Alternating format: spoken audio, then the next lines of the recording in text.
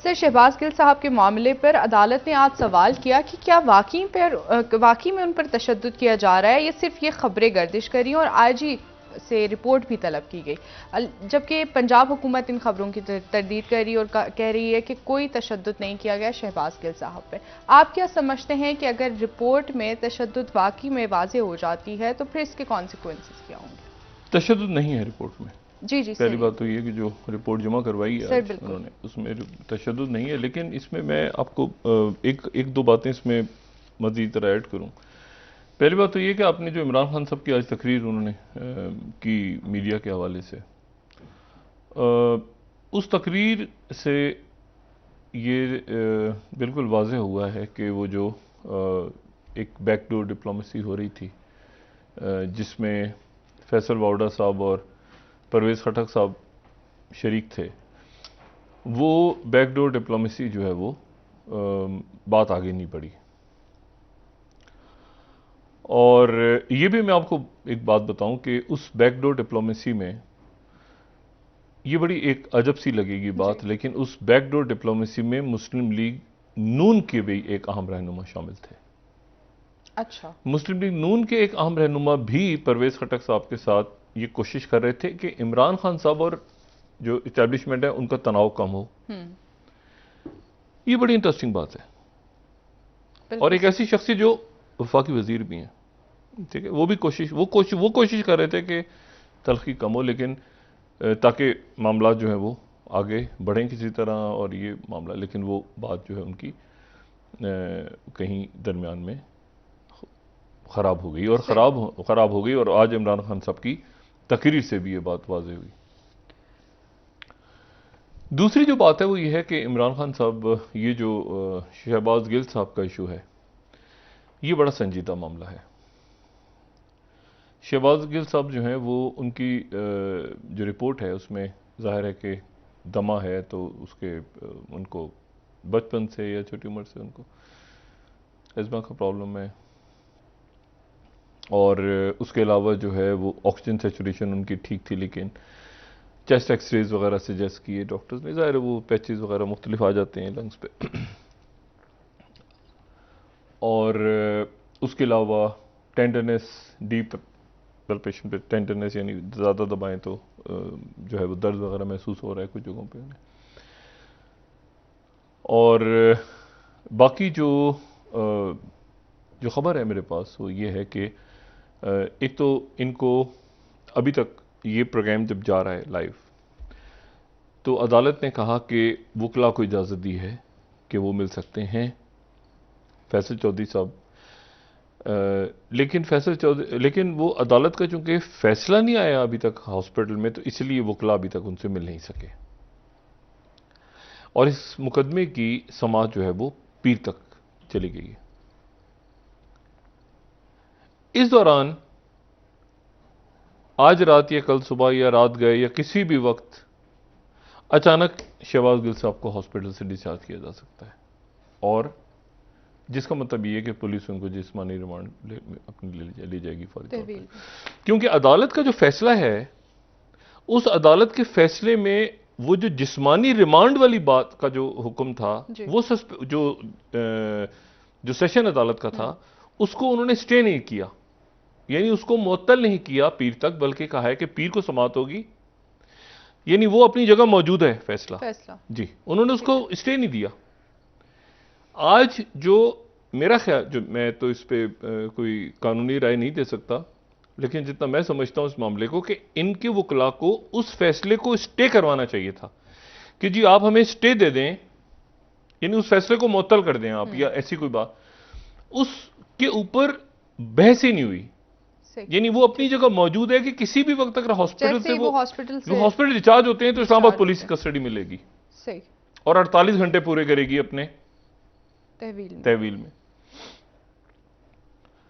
तो एक तो ये बात, और उसमें जो तफ्तीशी जराए हैं और जो हुकूमत है वो बज़िद है इस बात पे, खास तौर पे जो पुलिस के जराए हैं वो इस पे बज़िद हैं बिल्कुल। पहली बात तो ये कि कह रहे हैं कि तशद्दुद होता तो उसमें आता, वो जो बात हो रही थी कि जी इमरान खान साहब ने जो बात की, अगर हम मारते इस तरह पकड़ के तो जिस्म पे निशानात होते, और वो जो उन्होंने कहा कि मेरा काले कोट से ज़्यादा काला जिस्म हो गया, और वो सारा वो तो मेडिकल रिपोर्ट में नहीं है। तो वो ये कह रहे हैं, अच्छा अब तो ये, लेकिन जो है वो इमरान खान साहब का और पीटीआई का ये मौक़िफ़ रहा कि तशद्दुद हुआ है, शदीद तशद्दुद, और दूसरे हॉस्पिटल में अभी भी वो कह रहे हैं कि सरकारी अस्पताल में नहीं लेकिन प्राइवेट अस्पताल में, लेकिन ये जो है ये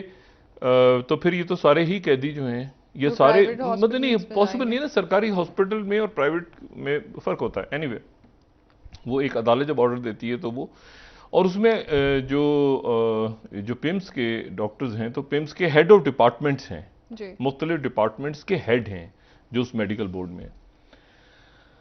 अच्छा, अब यहां पर मामला यह है कि तो ये सूरत हाल हो रही है कशीदा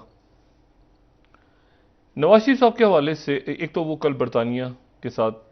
पाकिस्तान का जो हवालगी का मुआहदा साइन हो गया कि जो भी यहाँ पे ऐसे लोग जो कि अपने मुल्कों में वांटेड हैं और कानून उनको तलाश कर रहा है और वो बरतानिया में आ गए हैं, तो उनको बरतानिया वापस करेगा। ठीक।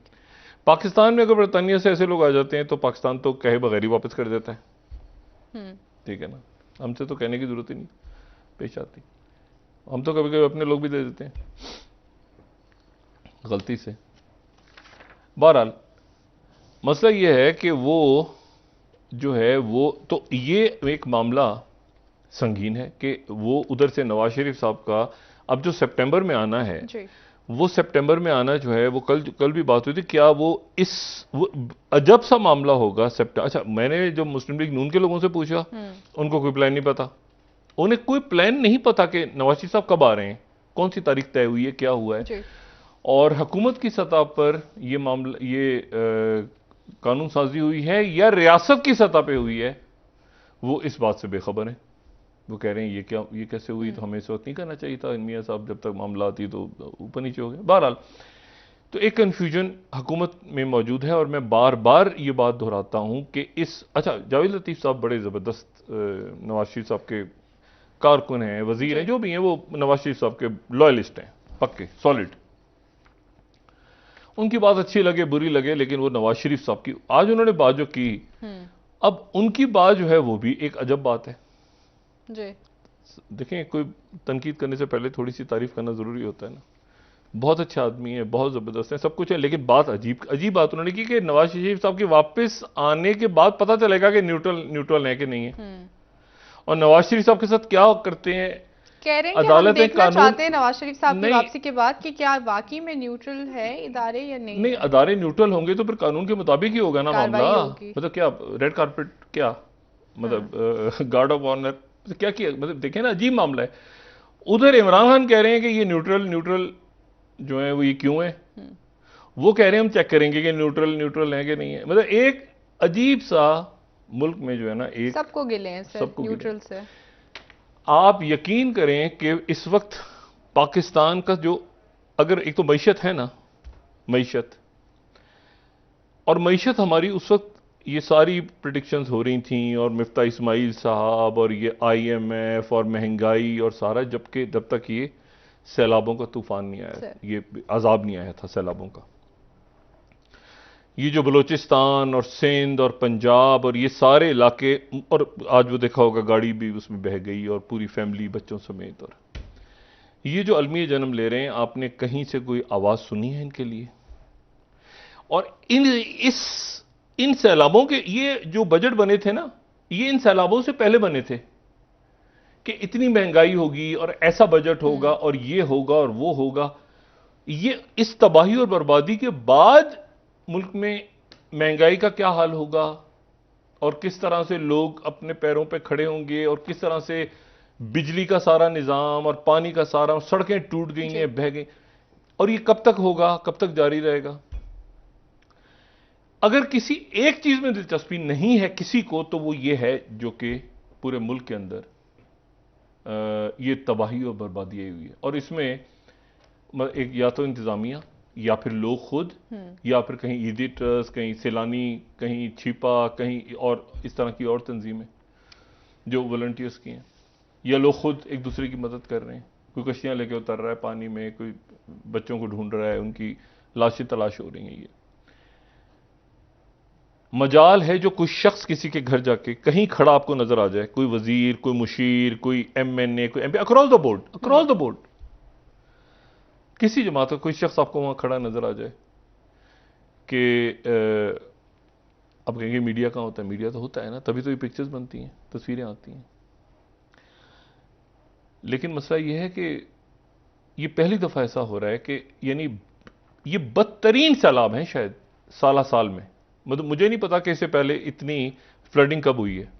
पाकिस्तान में, पहले भी सैलाब आए हैं, मगर ये इस दफा जो हो रहा है, और खासतौर पे कराची